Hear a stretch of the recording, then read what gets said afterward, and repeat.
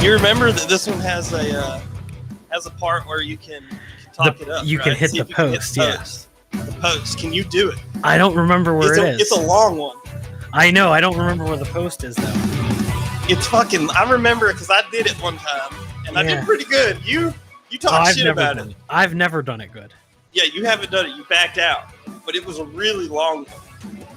It's coming up right now. Let's see if you can pull it off. Remember, you got to drag this out, dude. I'll tell you. I'll motion you when it's coming. Here it is. I'll tell you when it stops. It's all you, Dylan. Ladies and gentlemen, from the depths of some room in their house, this is the Landon and Dillan Show live. No, I can't keep going. I hit the post. I guess that would have been the post there. That would be the post. Oh, damn. Well, see, because it started getting intense again. Yes. That was all right. We'll work on it. I mean, I had practice. I listened to it before I did it. So, how the hell are you, Landon? Dude, I'm good. Back home until tomorrow. Woo! Well, back out again tomorrow. You went out and opened Chicken Lickin' or some shit. Yeah, opened chicken joint in Missouri. It's a wild experience. Did you have fun? Yeah, dude. It was nice to get back into opening stores. Like, it's been a while, since I've been out and building tires and BS like that. So it was nice to get out and do something different. But, yeah, that's the funny thing is I don't know how many people realize that you do have a pretty interesting life. Oh, you think so? Yeah, that's a pretty cool kind of rare job. Yeah. I mean, it's one of those things. Like, I thought, dang, it's going to take me a minute to get back into it because I've been out for like a year and a half now. But it's like riding a bike, man. The thing just comes right back to you. Remember how to do it. I imagine it's a lot of soft skill stuff, But I imagine too that's a very stressful job because you want everything to be perfect. I mean, you want the opening to be as perfect as humanly possible. Right. And you're sort of like the coordinator for that. You're the person who coordinates the opening. Mm-hmm. So, I imagine the stress is it's like being a wedding planner. The stress. It's like everybody comes to you about everything. Right. But you're supposed to have the answers for everything. And you sometimes sometimes you don't know what's going to happen. You know what you do have the answers to? What is that? You have our the phone answers. Calls. If they want to call in. I saw that we got the call in back up. That's good. 706-237-8230. Mistaken. I'll say it again if you need me to. I'll put it in the freaking chat. Can I do that? I think so. We used to have the blip that went across too. Oh yeah. Let me figure that thing out. But you know what you have the answers to, Landon? You have the answers of how to create a great studio. Oh, you think so? I think so. I think that you have the space, you have the resources to make a really cool studio, and which is neat. Not everybody who does this shit has a cool studio. You look at me, I have two different colors behind me. It looks, shitty. But you, on the other hand, you have a very good looking sort of studio. Thank you, man. This is a work in progress. I just moved in here into this room. This is actually my old master bedroom, and I moved my bedroom into my office. So I have a much smaller bedroom now, but now I have a lot more room to film and do things that I want to do. Like, there's so much you can't see over here, but this whole wall is a green screen to do green screen stuff or whatever. I mean, I'm gonna throw a couch back here. Having issues with hanging paintings and stuff right now, but yeah, dude, I appreciate it. The whole idea is just to have it to where I can walk into a room if I feel like I need to put something out or want to do something and can just do it immediately without having to, set up lights and stuff. I'm gonna have them permanently mounted in places. So, and that's the thing. Earlier this week, you tried something new, which you've never done before. You took a stab at gaming. Not that you haven't played games before, but you've never streamed it before. Oh, dude, what did you think of that? I thought it was so different to see. it was so different to see a paranormal game. Like, it was so different to see you playing a paranormal game. I've of course, I've been in the streaming community. I've been in the gaming community. I know a thing or two about how the Twitch and the streams work, but Right. it was really weird to see you streaming a game. Yeah. Yeah. I have a very limited scope of games that I enjoy, but my brother found this one and he was like, "I know you're into paranormal stuff. There's a paranormal game. You want to play it?" And so I looked up like the trailer for it or something, and I was like, "Wow, this is so ridiculous that I have to play it."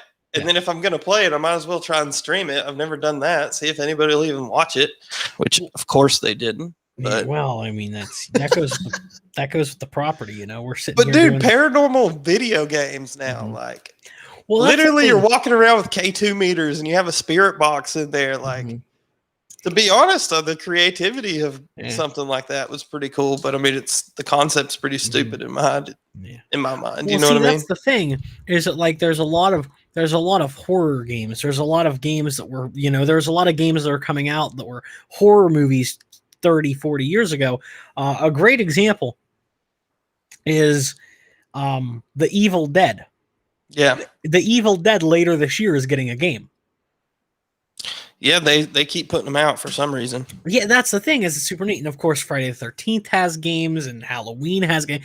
Everything has a fucking game. And if it's not a game that was made by a legitimate studio, some asshole in his basement somewhere made it, But getting onto the subject a little bit, diving deep, we wanted to talk about pop culture and how it pertains to the paranormal. Basically, what are some of our favorite paranormal things with that coincide with pop culture? For example, Landon, if I say, what is your favorite ghost in a film?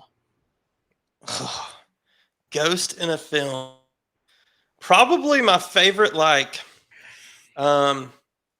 picture of a ghost would either be, and ghost is very subjective here, but probably something from like 13 Ghosts, probably like the Jekyll.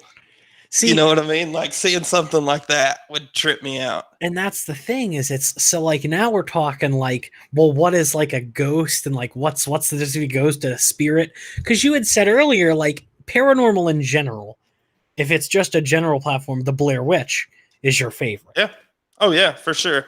But if you narrow it down to like a ghost, to me it depends, because like, there's so many great ghosts that have been a part of television and movies and whatnot.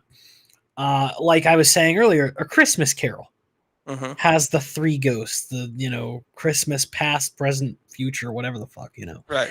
And it's funny to me just how much in pop culture is latched onto the paranormal. Like we had talked about, ghosts are a hard one to date, because people have been writing about ghosts since the Shakespearean days. But like vampires, that was the 50s. Right. Or not vampires, zombies rather. Zombies were the 50s. Yeah, it's funny that I think it's just like with the ghost thing, especially, it's just, that's a fascination that kind of like everyone has with, what happens after death, and the fear of the unknown and things like that. It's just a great area that you can exploit because there's no ceilings to it. Exactly. But then you look at something like a vampire.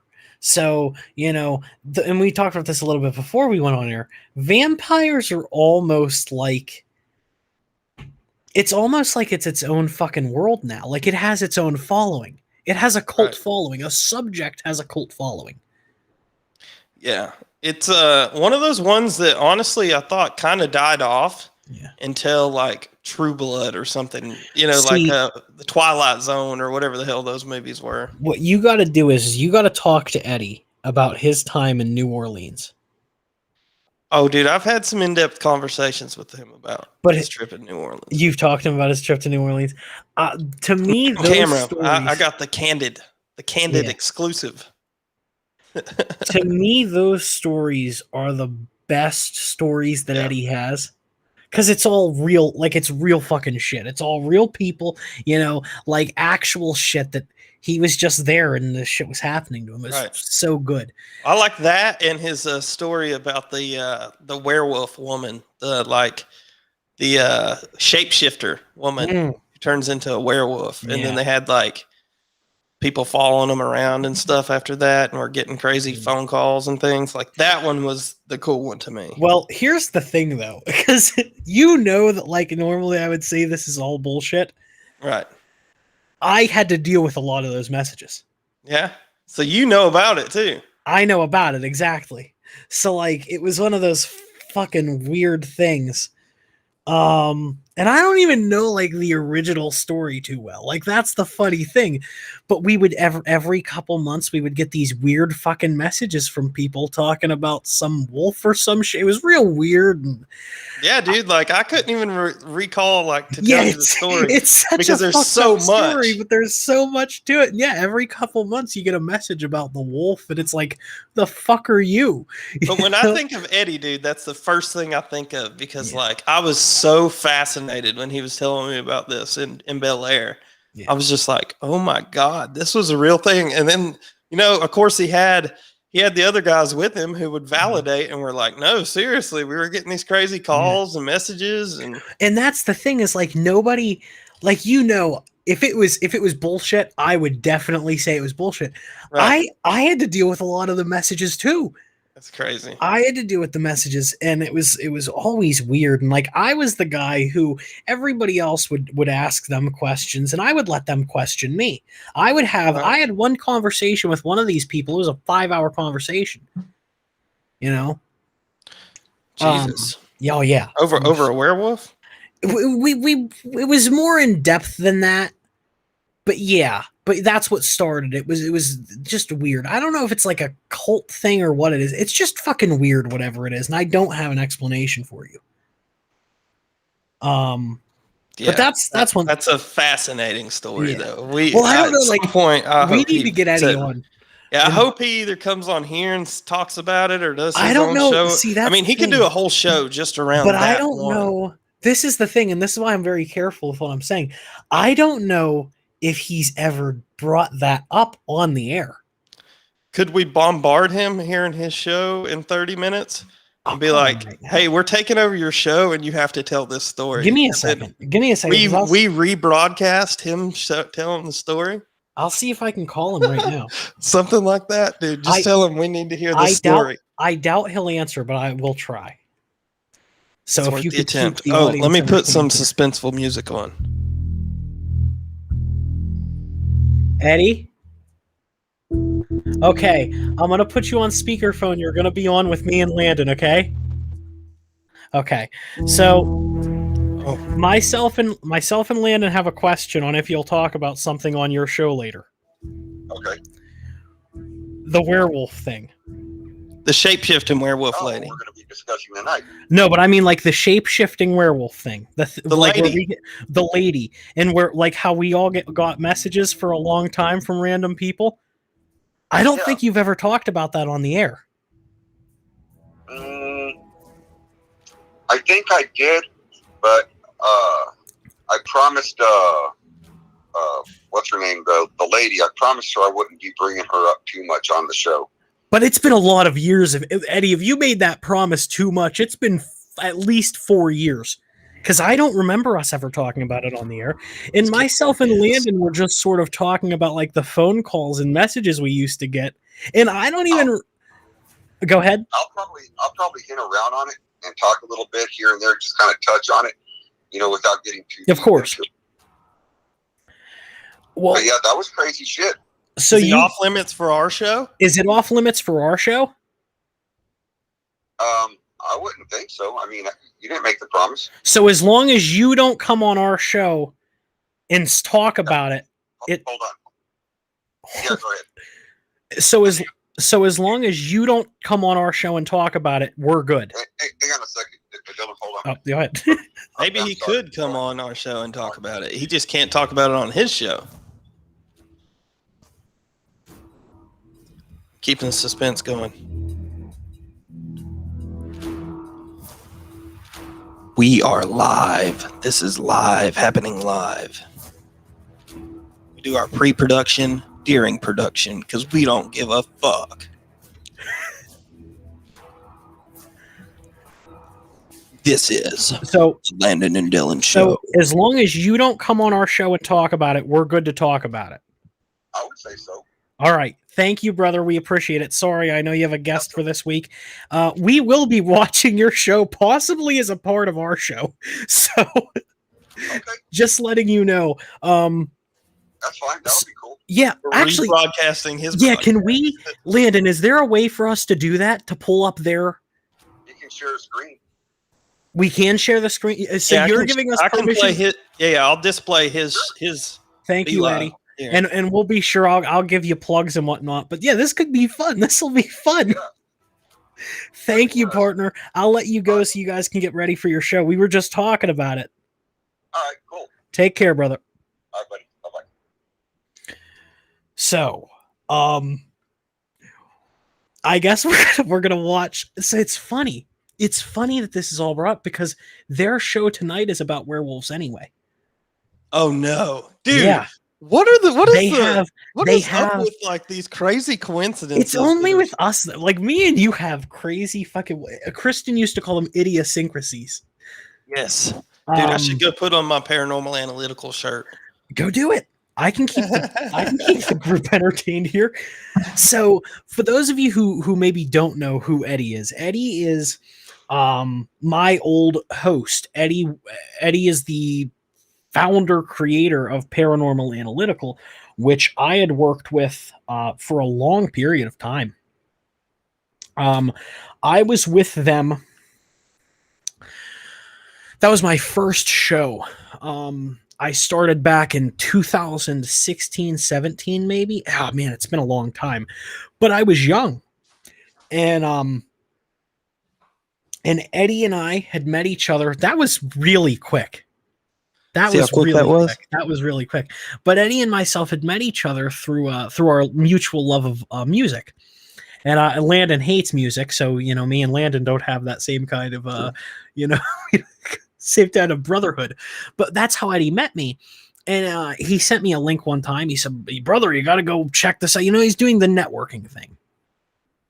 And me and him would talk, and he realized that for a young person, I was pretty good at speaking. And we ended up, he brought me on to become a host on his show. And I started off as a third mic, and then I became the co-host, and then I became the host for a while. And that's, we've talked about it a whole lot, but that was my time at Paranormal Analytical. So that's who Eddie Hill is. And, yeah, we'll pull, I guess, when they start their show. So this is not at all what we had planned, by the way.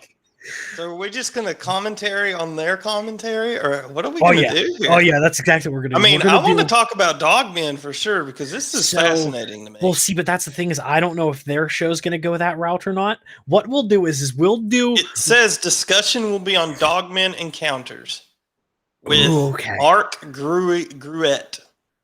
Okay. Then yeah, we can talk about all that. So what we'll do is we'll do a commentary over their show. And we'll just we'll do what we used to do anyway in the messages, right. And we'll just talk amongst, except we'll be nice. We'll be nice this time. And well, listen, some of those people back in the day, Landon, me and you would really fucking clobber them.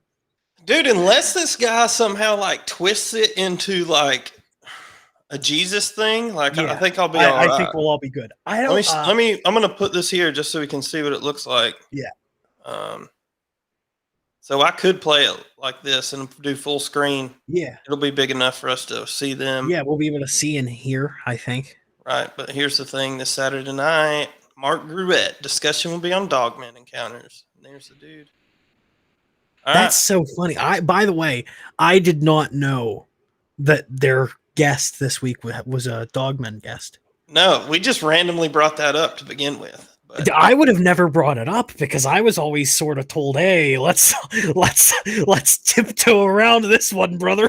Oh, he definitely told me not to say it, but I'm like, dude, that was a long time ago now. You didn't remind me. but that's the thing too, is I don't think I was ever told that I couldn't talk about it on air. he always said that he wouldn't.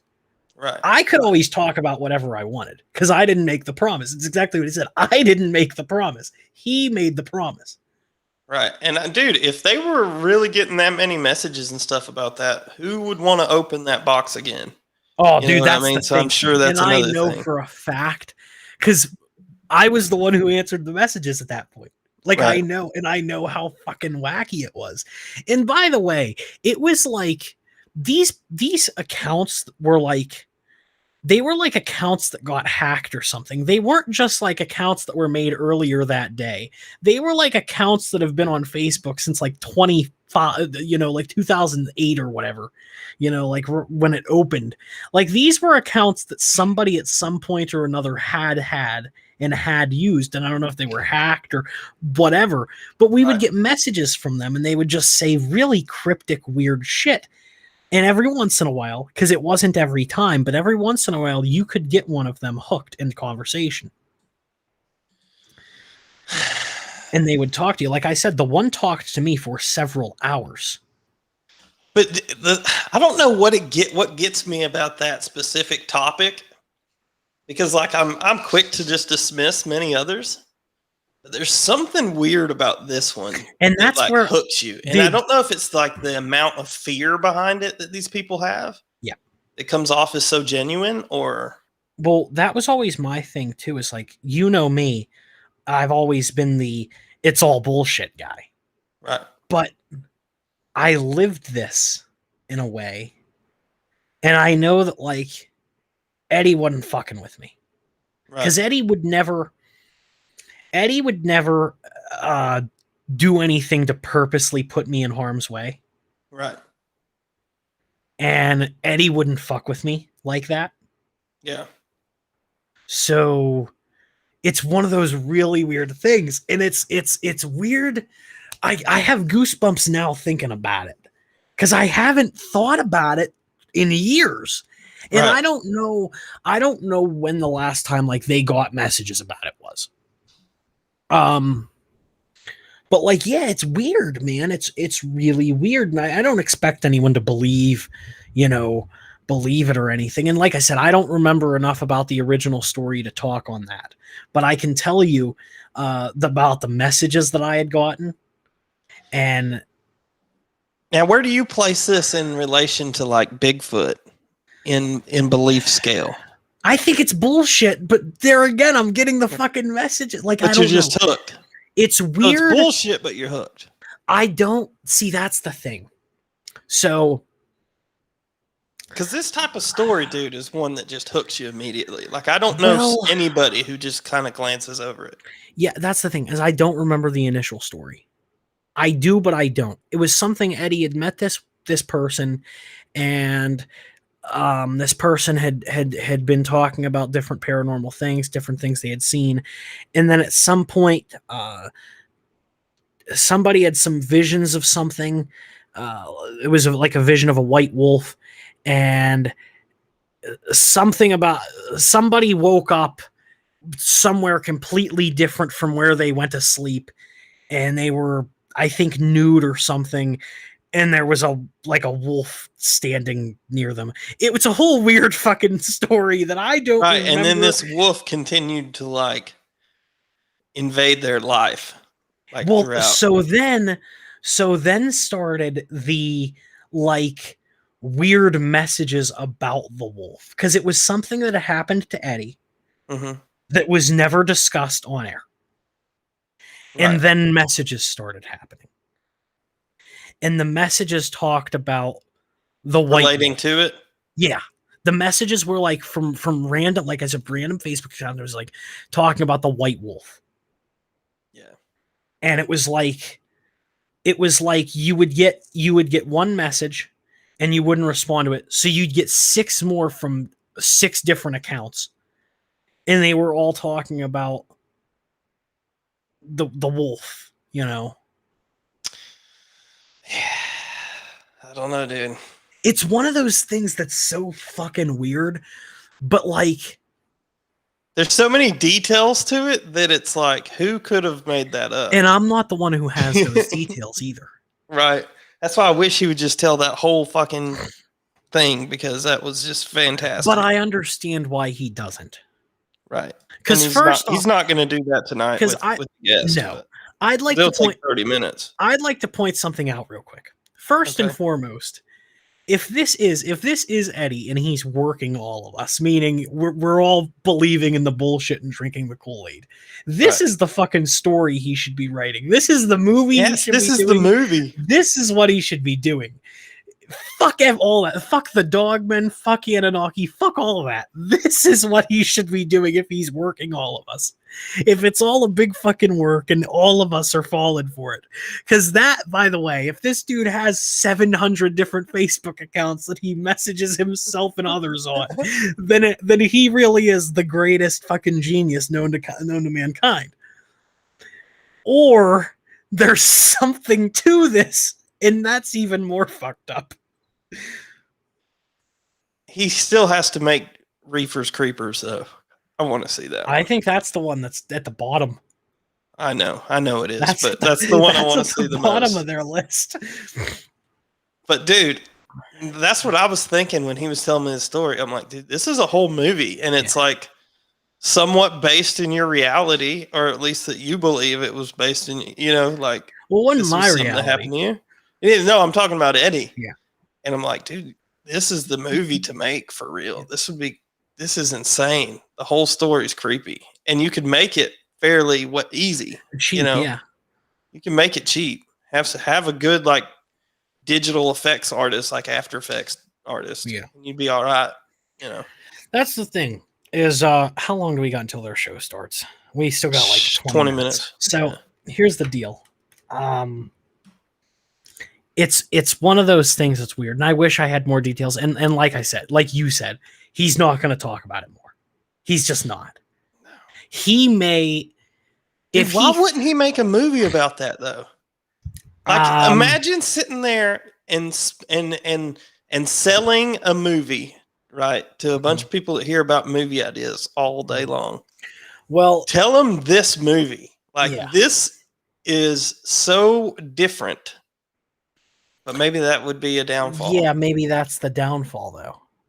Because it's him, it's his shit, it's his experience. Or if it isn't, see, that's the thing, it's all fucking weird. So it either is his experience or it isn't his experience. And I don't know.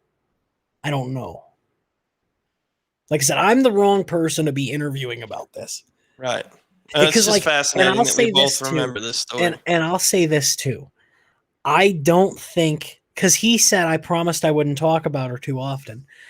The last time that we talked about this on air, I don't think Rick Warren was a listener yet.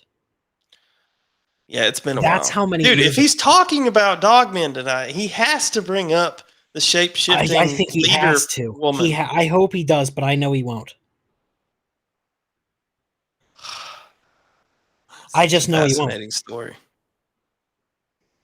Because I know him, and I know like that promise that he made, he will keep. And I'm hoping that he vaguely touches on it about what happened to him. Because he can leave her out of it as long as if he talks about what happened to him specifically, I think I can piece in the rest for us. Right. I mean, dude, that's the thing is he doesn't even have to he just has to.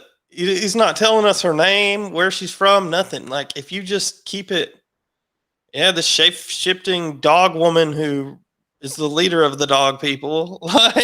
Yeah. I'm going to send him a message right now. I have to know this. It needs to be recorded. Yeah. He needs to make the movie about this. That needs to be a whole separate conversation. Like, I'd put 10 grand behind this movie. I don't have. That's what I'm saying. Oh, you don't have 10 grand yet. I don't have it yet. Exactly. That's correct. So I messaged him and I said, you don't have to talk about her, but can you talk about what happened to you specifically? Yeah.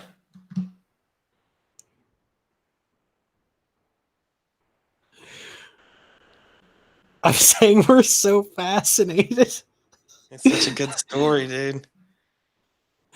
I said we're so fascinated and need content. he says yep. So I said, you don't have to talk about her, but can you talk about what happened to you specifically? And he says yes. And I just said, we're so fascinated and need content. Well, maybe he'll do that off the rip so we can just get this over with here. I hope he does. I hope, motherfucker.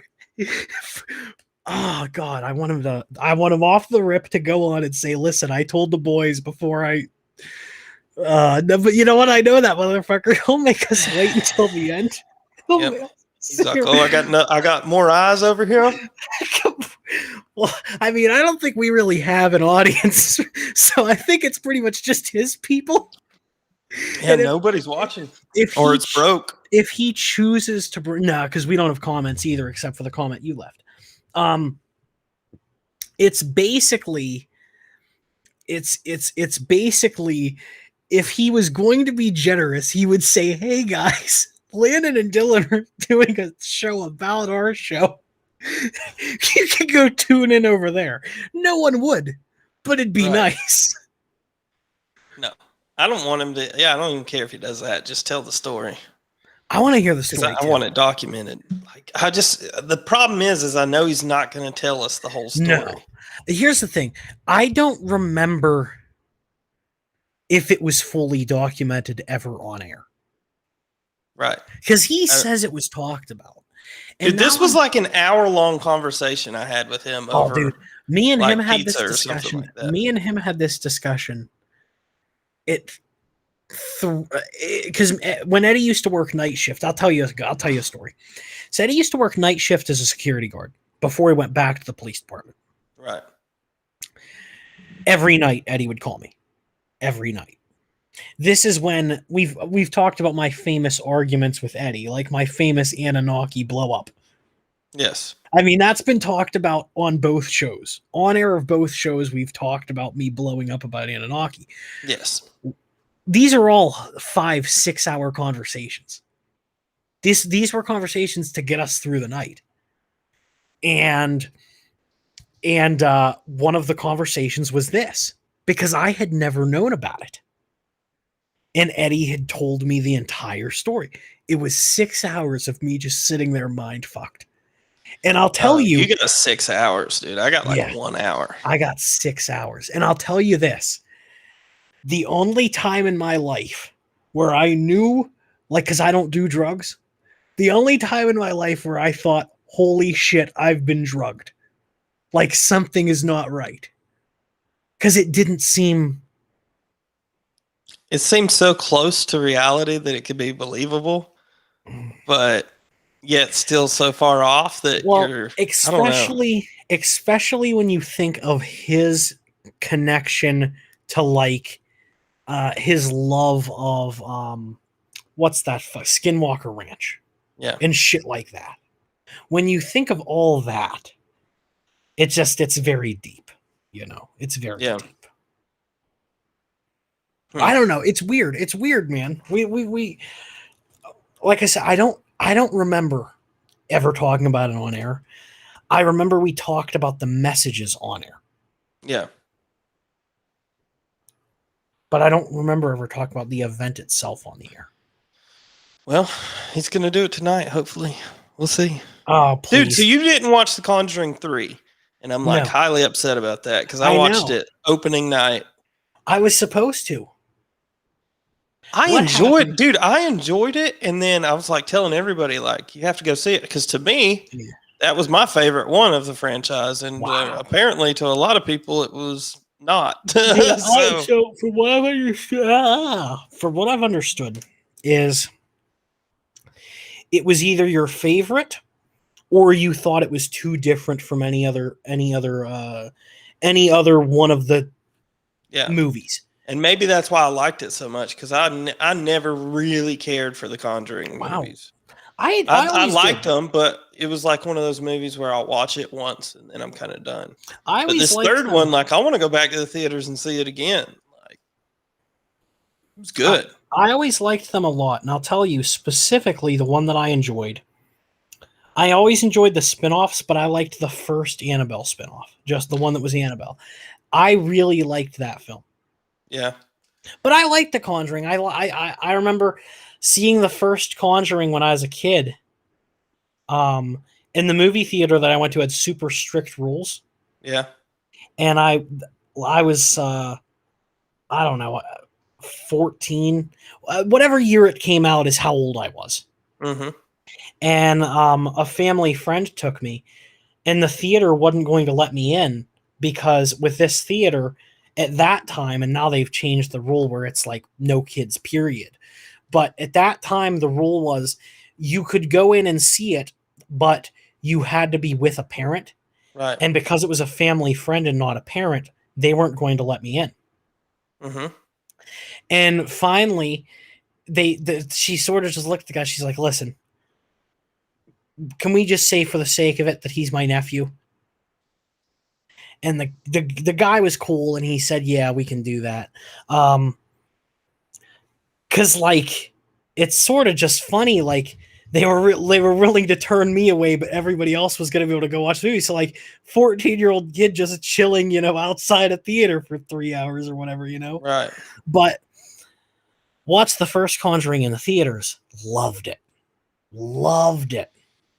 See, I liked it. I never loved it. But this one, dude, this one has like so many, and I know the other ones do in some parts, but this one has like so many nods to like other horror movies that if you're into horror movies, like you get what they were doing. Well, and you're like, oh wow. Like especially there's this whole waterbed scene that essentially mimics Freddy Krueger 4 scene. Yeah. Freddy Krueger 4.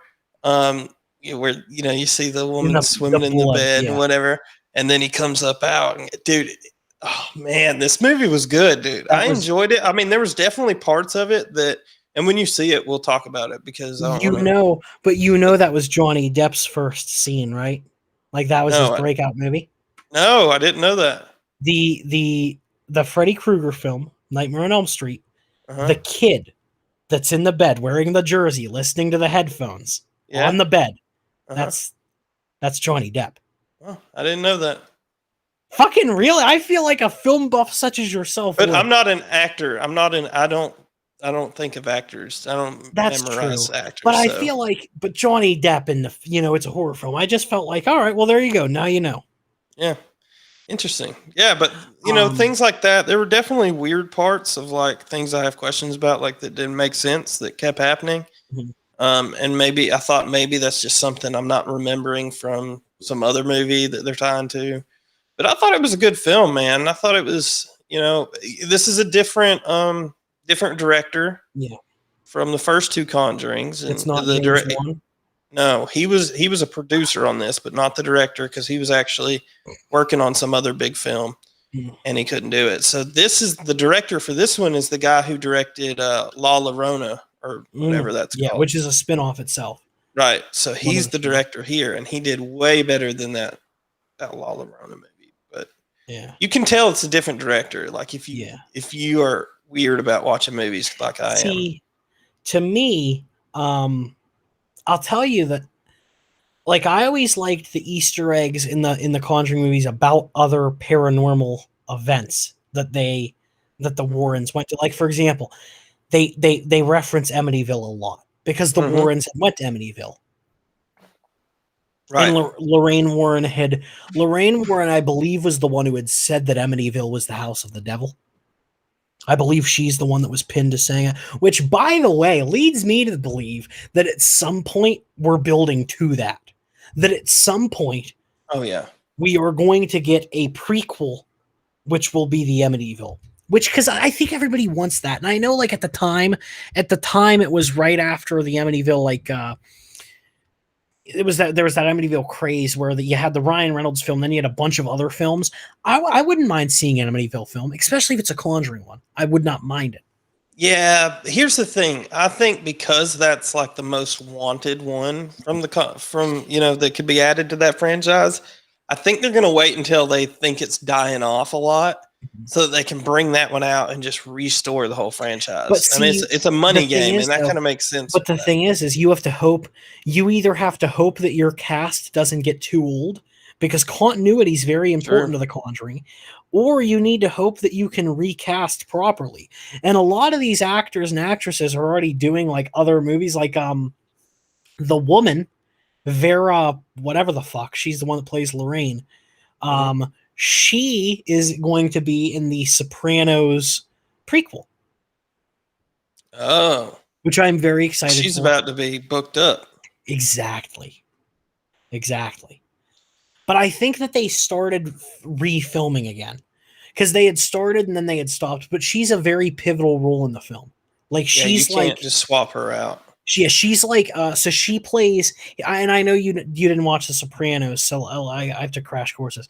Basically, a big part of The Sopranos was how Tony Soprano's mother, influenced him in becoming sort of fucked up in his own head, and his mother is very important to the story. Well, she plays his mother in this prequel, and so she's like a pivotal role in the film. Yeah, so she's gonna be busy.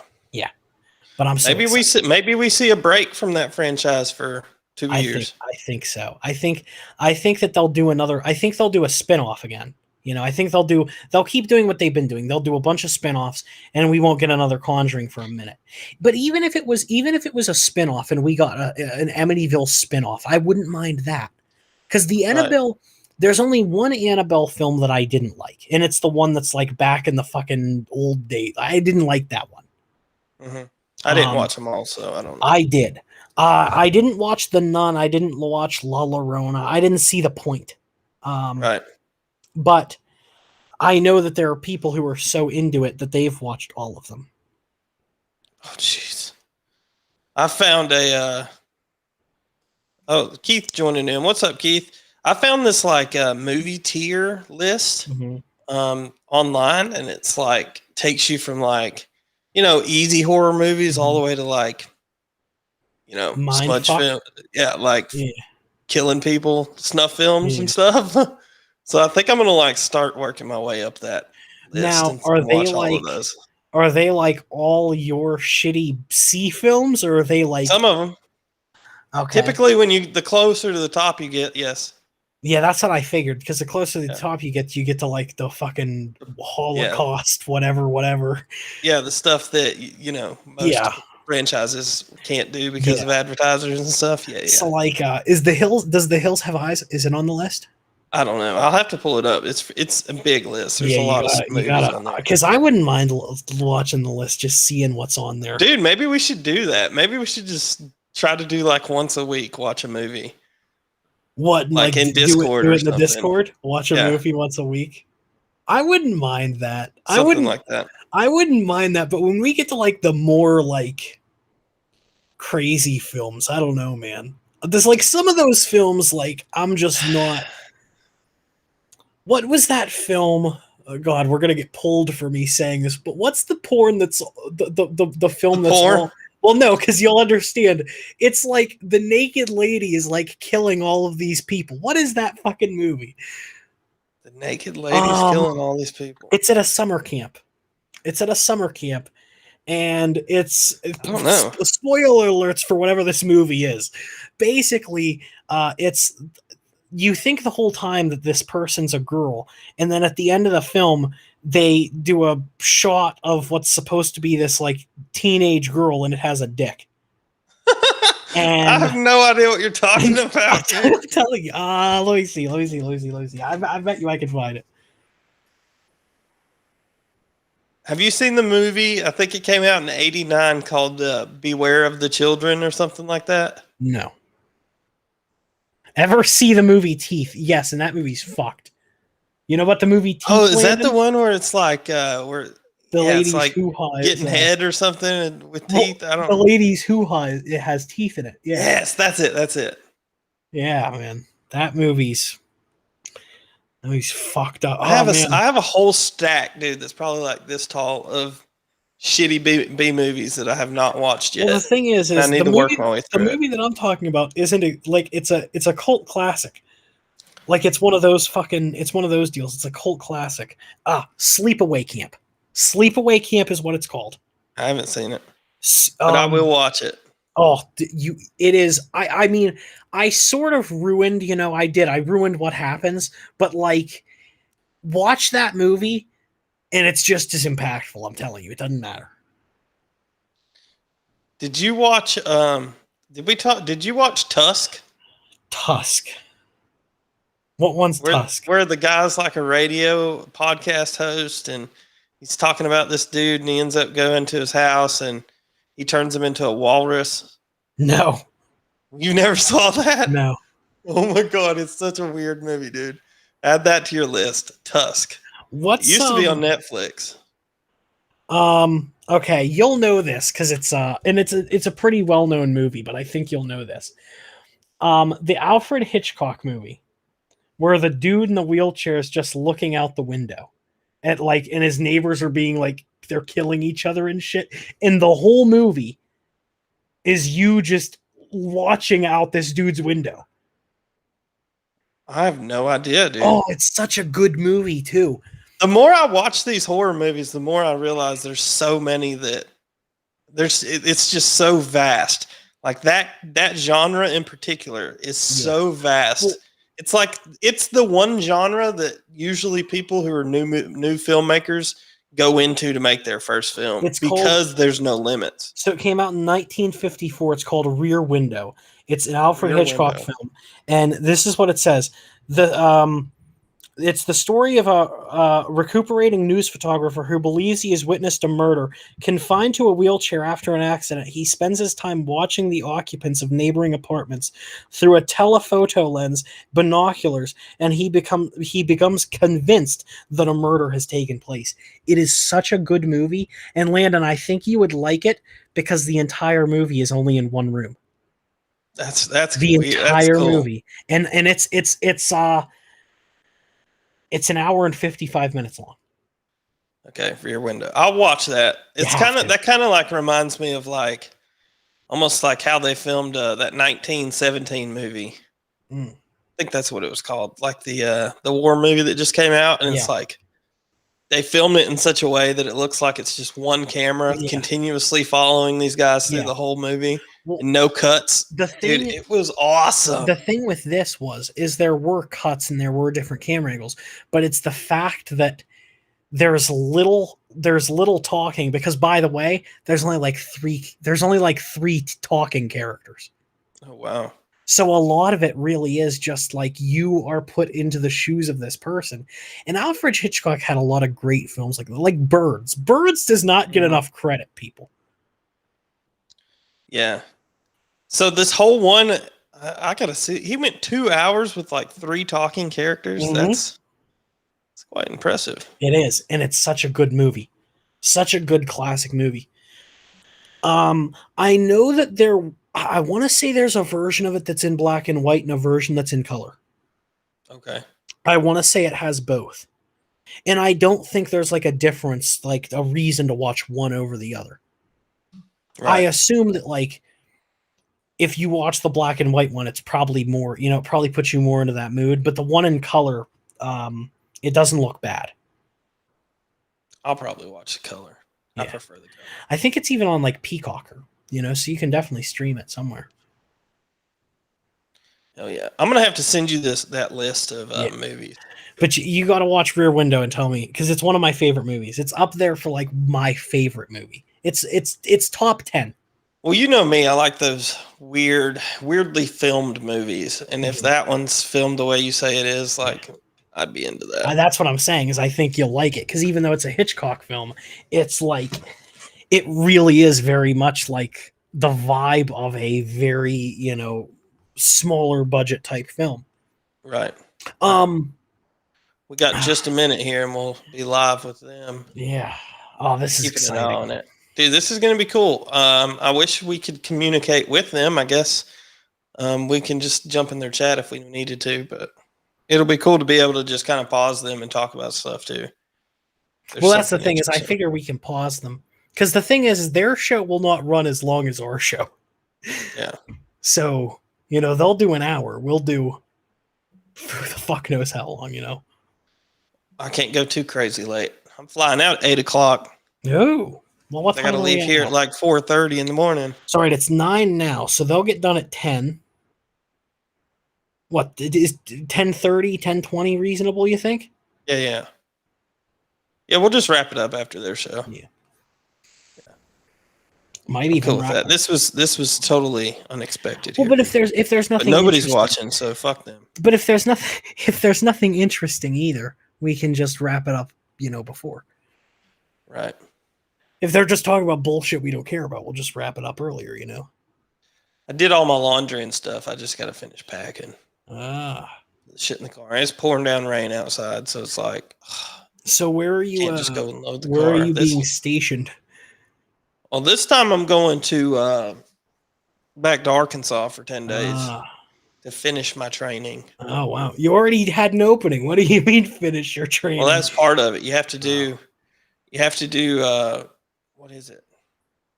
6 weeks of like in a store, and then you have to do essentially 4 weeks of store openings before you're fully signed off. I see. So they essentially cut my in-store training down from 21 days that I would have to go back to finish down to only 5 days in the store. Well, if you're ever in the Pittsburgh area, Yeah, they're going up tomorrow. There's a team flying up to Bowie, Maryland to open a store. That's the closest to you. I'm not, but what I'm saying is, you ever do Pittsburgh open? I'm not too far away. There's definitely some people who own that market up there. I don't know. Yeah. I'm still new. I'm still trying. There's 128 of these. I'm still trying to figure out where they're at. So is it one restaurant then? It's one chain, the chicken place? Yeah. I see. And it's just, they just open them up everywhere. Last Monday alone, they sold 100 franchises. Wow. Now in one day. Now I know you work there, but I expect you to be honest. Is it better than Chick-fil-A? Oh, I don't like Chick-fil-A to begin with. So wow, you don't like Chick-fil-A? No. Popeyes? Not a Popeyes guy. This is totally different, dude. This is more like the closest thing you could relate is a Zaxby's if you have Zaxby's. Don't. So what? Do you have Cane's? Yeah, I have Cane's. Okay, so similar to that, but with just a much bigger menu. I see. Right. That sounds pretty good. Yeah. It is. It's really good, dude. It's really good. Their system's super easy to figure out, and they do a lot of money out of them stores. So good to hear. Yeah, job secure for a while. It's hard work, man, but like I said, it's kind of all I've ever done. So You're the professional. Are they up and running? Yeah, they're running right now. Good. I'm gonna go ahead and pull them up. Hopefully, they don't blast us out. That's not too bad. Even though I'm echoing. You're not echoing on my stream. On mine, I think it's. Oh man. I think my stream's the only one that matters, though. So as long as you can deal with it. Yeah, no, I can deal with it. I hope there isn't an echo. That would be annoying. I can pull it up and see. Yeah, you can double check. That's on your personal, right? Yeah. Okay.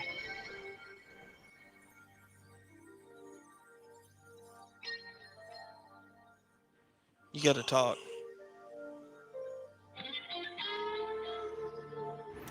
Testing.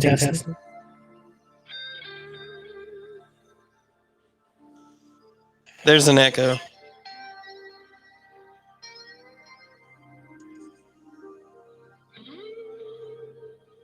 Here's what I can do. I can do something. Watch this. You just don't talk for a minute until I fix this. Hello and good evening, everybody. My name's Eddie Hill with Paranormal Analytical, along with Rick Warren and James Toops. How you doing, gentlemen? Great. What's up, guys? How's Eddie? Doing great. Now, listen, we've got a show tonight that people have been waiting to hear for quite a while.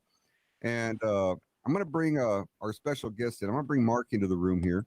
He's sitting in the waiting room right now waiting for us. And we're going to be talking about werewolves, dogmen, Bigfoot, all these cryptid animals, and we're probably going to hit around Dogman, the outside Bigfoot, edges of some of these as well. All these cryptid animals, and we're probably going to hit around the outside edges of some of these as well.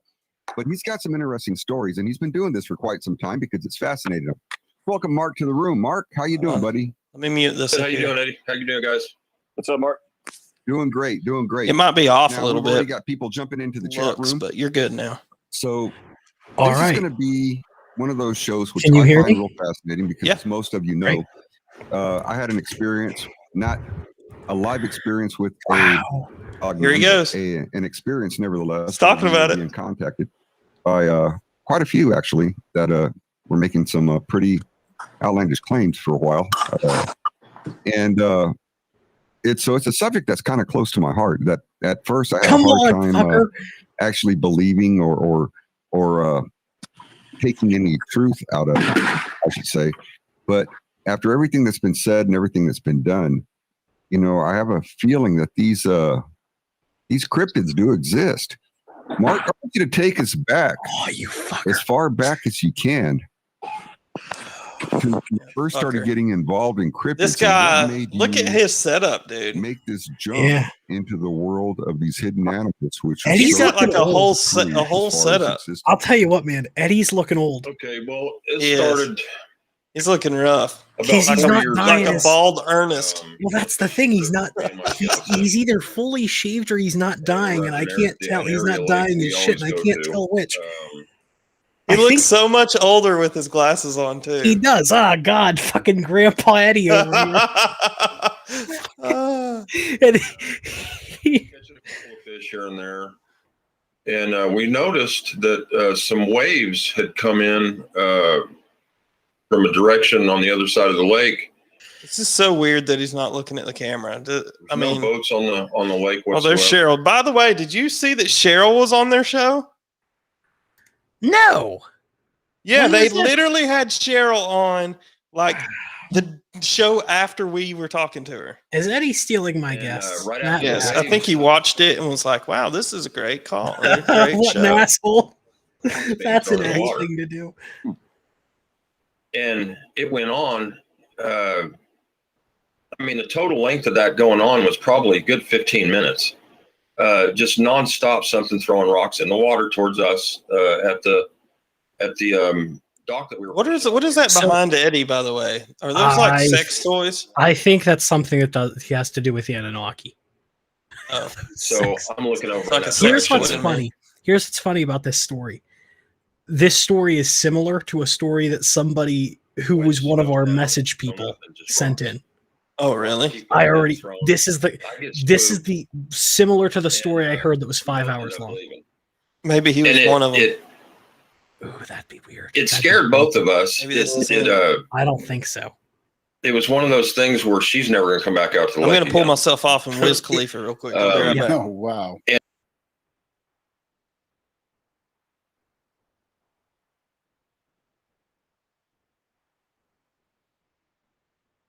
So with him pulling himself off, everybody, I no longer have audio of their show. So give me one moment here. It almost looked like something had stepped up in there or slipped, and there was a lot of claw marks or whatever. I couldn't really tell, but that's when I started going, wait a second, there's something going on here, and it brought me back to a real close encounter I had back in '94. But that's the 4 years ago. That's what got me into start, searching for proof that cryptids and dogmen and Bigfoot, are really out there. Now, let me ask you real quick, Mark, getting spooked by all this kind of stuff, on your first encounter like that, which you weren't expecting. I mean, a lot of people would have said, hey, I'm not going to go over there. I'm not going to deal with this anymore. As a matter of fact, I doubt if I'm ever going to go camping again. Just because, they're, something like that is, kind of, that's menacing. Let's face it. I mean, that's a fight or flight type situation. But you're prior military as well, correct? Yes. So that's okay. So you guys probably can hear just in the background, and until Landon gets back, we won't have anything. But Or while you became more tenacious. there we go. You know what? I'm going to go after these things. I want to know what they are. I want to try and find proof. I mean, what's your reasoning behind it? Sorry. No, you're good. I probably fucked all that up, didn't I? Yeah, when you left, I didn't have their audio, so I had to pull Probably it up on didn't my hear it phone. either. You know, I served overseas, and we went into a lot of wooded areas, and you saw a lot of weird stuff. And you either did it or, I mean, you had to. You know, it wasn't. I see you poke him. You know, in the messages there. No, but that's 100% true. So there we are. This is a very similar story to what I heard. The only difference from what I'm hearing is that he had two people with him and the other people had 4. You know, they look at us like, oh my God, you guys are nuts. You're going to get killed out there. Now, let me ask you real quick, Mark. We got a question coming in from the chat. Jerry Henderson, he says, did the footprints have the look of claws trying to grip rocks or wet sand? Said it was wet sand there, which I'm still trying to figure out, where did you get the rocks from? Because I know that lake like the back of my hand. I mean, I've scouted that lake, and I know there's no rocks over there. You know, were they carrying them? I still can't. I don't get that one. No, I've been told that they do carry things like rocks. Look at Rick. Or I know use rocks in their areas. Hold it together, bud. You know, and I have a feeling that if there's something that he's gonna be pissed. You know, they feel threatened by or they don't want around, they're going to use whatever they can. At least that's the stories I've heard. I've heard stories where they've thrown logs, where they've thrown rocks, where they've thrown basically whatever they can find. And I'm not talking, you know, baseball size rocks either. I'm talking things like cinder block size, you know, big ones that a normal human isn't going to be able to throw that far. I love that. I've tried throwing cinder blocks. I mean, honestly, I can't get any range out of them. I asked if it was if it seems extraterrestrial, because that'll help me to decipher if this is that similar to the story that I heard then. Right. Thrown, okay. Or a really large rock being thrown. And this was like a really nice plunk. It was almost like it was trying to let me know it was there. Looks like you're getting the next one. And just like maybe beware and don't come any closer. And that hinges, that kind of goes back to the 94 really, really strong encounter. See, so this guy has 2 encounters. Okay, and Dillan Holiday. Here we go. He was a host on our show when we had quite a few dogman type things going on.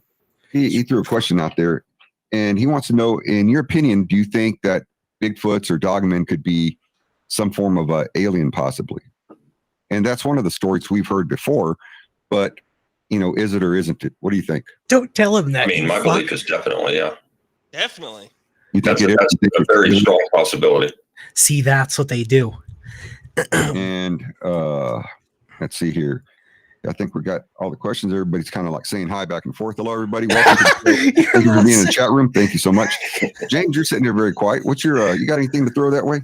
Yeah, you know, just a couple of things. I don't know if they'd be alien, but I think it would be something like a species that hasn't been identified yet. You know, if you think about how many species are on planet Earth, and the fact that, you know, the ocean's only been 10% discovered, maybe they're just so elusive that we hadn't identified them yet, right? I don't know, but Eddie, I don't know if I've ever mentioned on the show before, you know, talking about this, but and you know, I haven't put my finger on this still to this day, but back in the day, I was in a place called Devil's Swamp. It's like a cane field back in Louisiana, South Louisiana. So I like what James said right there. First off, maybe it's just an unidentified animal that hasn't been found yet.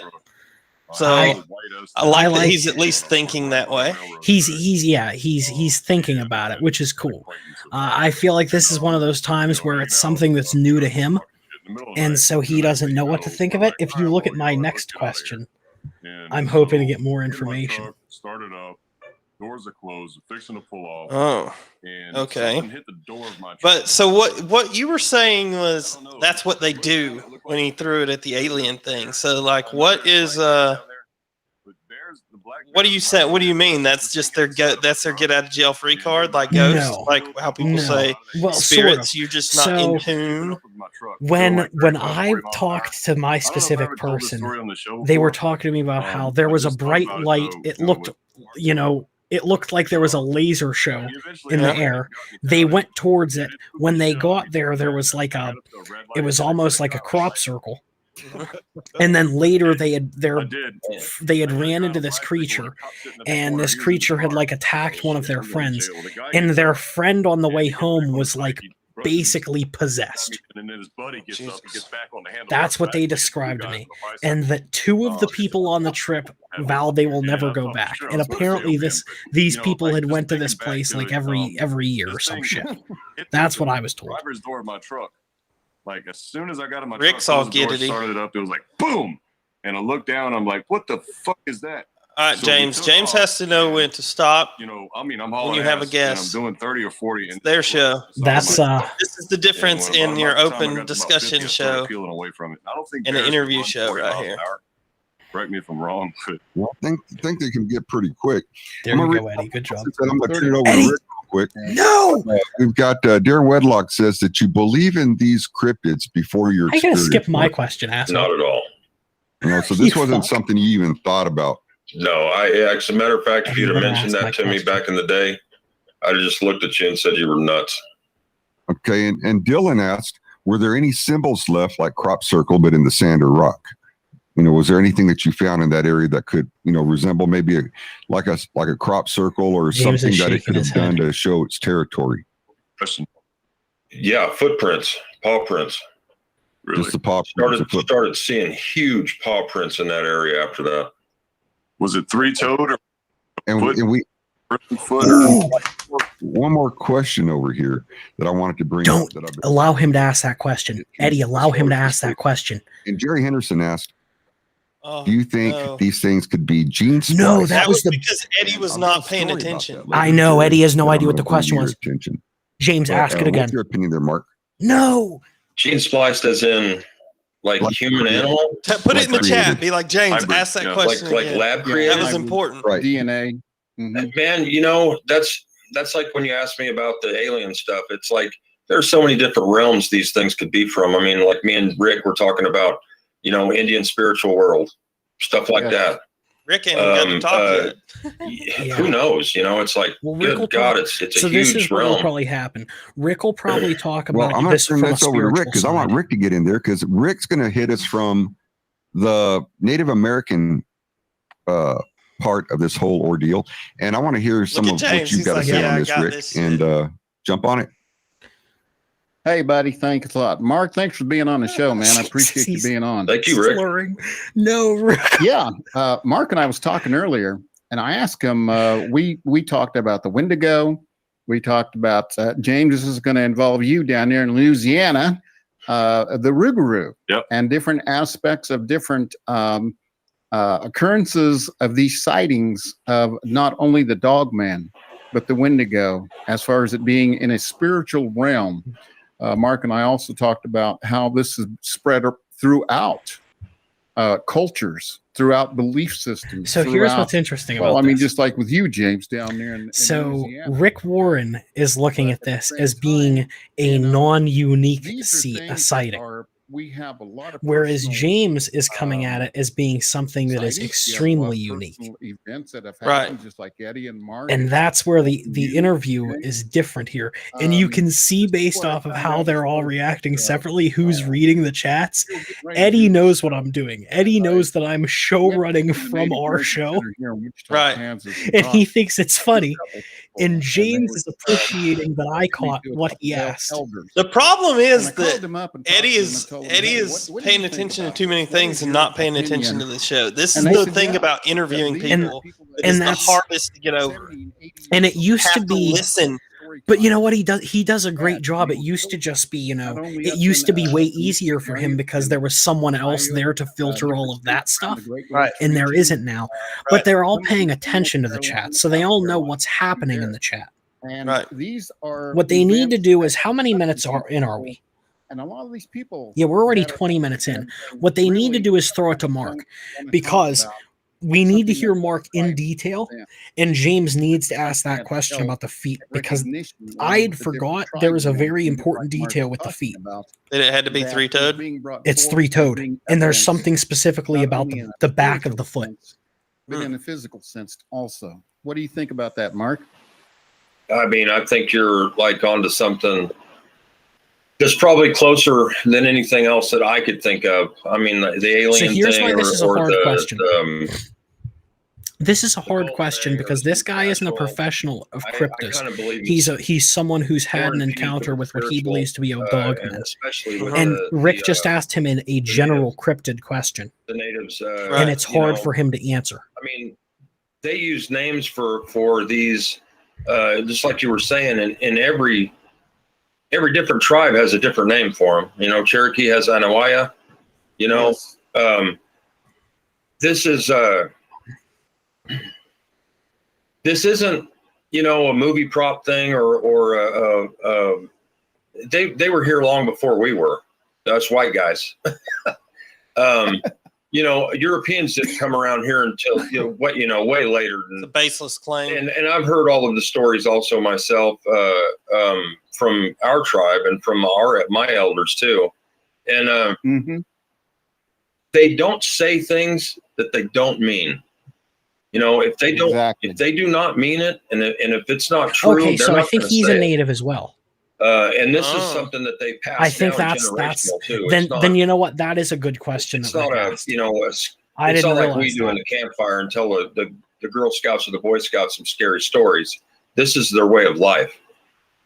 This is how they live. This is what they've seen. This is their legend. You know, so I put a lot of trust and optimism in the truth on that side right there. Hey, so here's the thing. So you remember the story of Atlantis, stuff like that. Civilizations that were here long before us, thousands of years before us, maybe a billion before. What if this is something that a civilization Is back he in the cutting day, out, like or is it a just billion me? years ago, came up That's with, happening did a to me gene too. splice on it? And for whatever reason, that civilization died out, but these things remain, and they're still here to this day. You know, it's just something I was thinking about earlier. You know, like technology back a million years ago could have been way more advanced than what we are now. And then all of a sudden, something happened back That's a then to niche where they for got James. wiped out. That's These a niche things, for him. for whatever James reason, is very stayed, interested in technologies of the so it could ancient be a world scientific Yeah. and how it could be a pertains to spiritual thing. today. I don't know if it'd be an And alien I've thing. I've only done like Because one I or can't two see an shows alien with him, but planet that developing is a primitive reoccurring theme. He creature really likes on those a types of primitive things. planet. You know what I mean? Yeah, but are they primitive? That's the question. They're not driving Priuses. You Yeah. know? That was, I mean, that was I- pretty funny. That's being pretty good. you still live in Okay. the woods. That was good. I That got to was throw pretty this good. out there real quick. James, Just Ask Dylan about the said, foot. James, Yep, there you you asked that again. That question about the foot. That foot is important. yeah. So ask again. On that was the footprint that Mark was it three-toed or was it a full footprint like a Bigfoot or a person foot, or what can you describe what kind of print was it? Well, there's a lot of different ones. They're always four claw. Four claw. Okay. And when I first started finding them, I thought that it was bear. I thought it was black bear. I was always sure it was black bear. But then I started doing a little research, and I'm like, well, wait a second. You know, bear's a 5-clawed animal. Mhm. And they've got a pretty wide set that's pretty recognizable. And I started seeing these, and I was like, well, that's 4 claw. And I started thinking it was a big dog. You know, then there were some, and I posted some pictures up on Facebook for Eddie. There were some that were full tarsal, heel, and 4 claw. And then there were some that were just huge, where there was no heel or anything, like it stood up on its haunches. Well, dogs have what, three claws? I did. Hang on. Dogs have like in the front like 3, right? Or No, I think they're all They have 4. Yeah. Yeah, the canines. He says animalistic breed. Let's drop it off here. Wait, what? Jerry says animalistic breed. Let's drop it off here. Yeah, for alien friggin' dogs that are Wolverines or whatever that piss on the carpet, they don't want them anymore, so dump them off over here. So here, Darren says, Rick, how far back do the stories go in Native American stories? How far back do they go? Oh, wow. They go clear back to the Mohican, the Huron, up around the Canadian Lakes, Great Lakes region, the Ojibwa, up around that region and everything, the Blackfoot, Santee, everybody. All of those tribes up there have a distinctive story concerning these type of animals, and they called them animals. They didn't say anything about it being, really? Extraterrestrial or anything else like that. This was more kind of toward an animal, but I mean, you have to realize that back then that they portrayed things in the best way that they could portray them in the essence of artwork or storytelling, just as we do with the Roman times and things like that. We don't know what exactly happened to everything in the Roman era, just like in the Native American world. We don't have solid proof of everything that happened back then, but the storytelling has been something that's been handed down, just like Mark was talking about, through generational. So Rick, we got Dillan Holiday. He says, Mark, had you seen one of these creatures with your own eyes? And if so, can you describe any features that might separate this creature from, let's say, a bear or a wolf? And the ears. There. The ears. Okay. The ears. I've never walked up on one and got close enough to describe really, really in depth about teeth and nose and anything like that. Some of the pictures that I posted, like all the other ones, are usually a little far off because they kind of happen at it's like on a spur of the moment. It's like, oh, damn, look at there. Yeah. It always happens that way because they're a little more elusive than we think they are. But every one that I've ever seen, huge ears, huge pointy ears.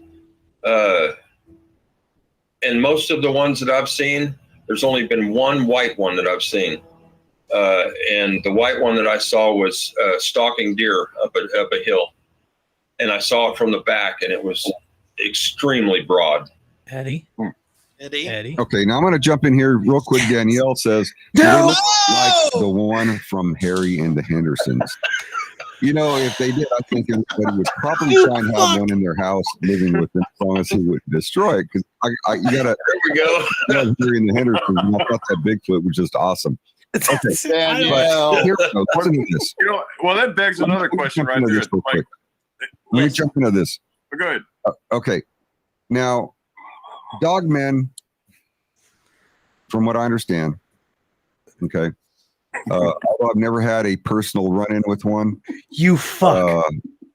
I have to say that I've spoke to people, police officers, to be more who have had run-in with these creatures within 10 to 15 feet in the Ohio area. And apparently they were making a call for a bear in a trash can. The officer we spoke to said that he arrived at the location, went to the home, spoke with the people inside the house the guy answered the door. He was armed, had a rifle, said, I've got my dogs in, got the kids, family, everybody's inside. Be careful, this thing's outside. I could hear it digging and rummaging through garbage and whatever else. And it sounds like it's bumped into the house a couple of times. So he goes, all right, not a problem. So he goes back. And you got to remember, this officer has handled a lot of calls for bears. If this officer isn't him, this had better be code. He grabs his flashlight and a shotgun, and he goes back around the house to go look. When he stepped around the side of the house, he said he was within 10 or 15 feet from this creature that stood about 8 feet tall, probably weighed 500 or more pounds. He said it was standing on two legs. It was facing to the, kind of to the side. He had a profile view of this thing.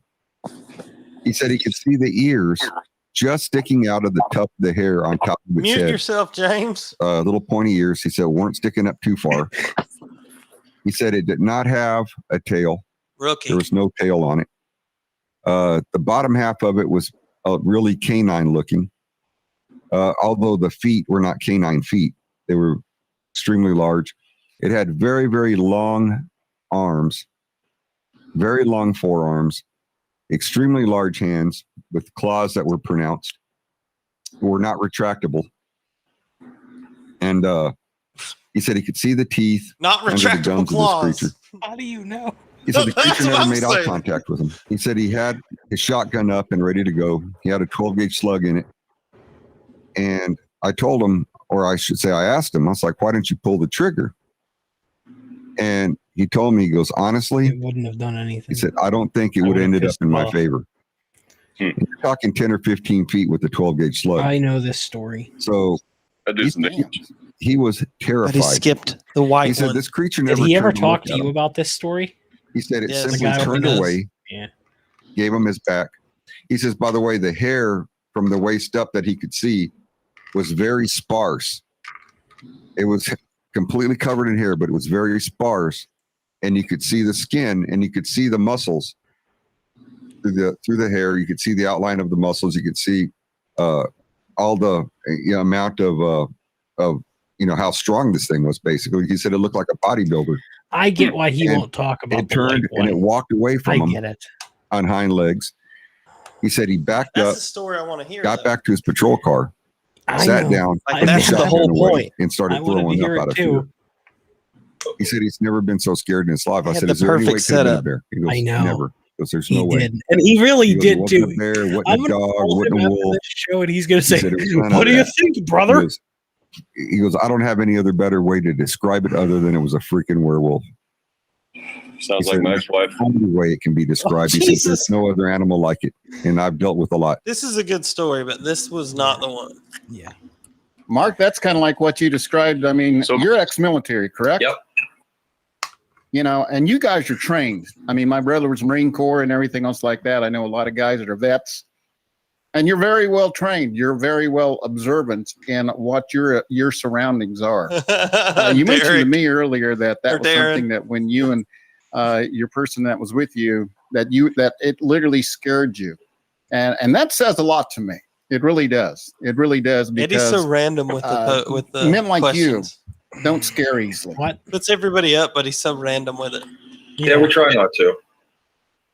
I used to Now, ask Mark, every question On that somebody story had. that I just told you, does that sound more or less like stories This you guy's heard pretty as boring far to as interview. descriptions and Well, you can't be and I saying know that. that you come across these things making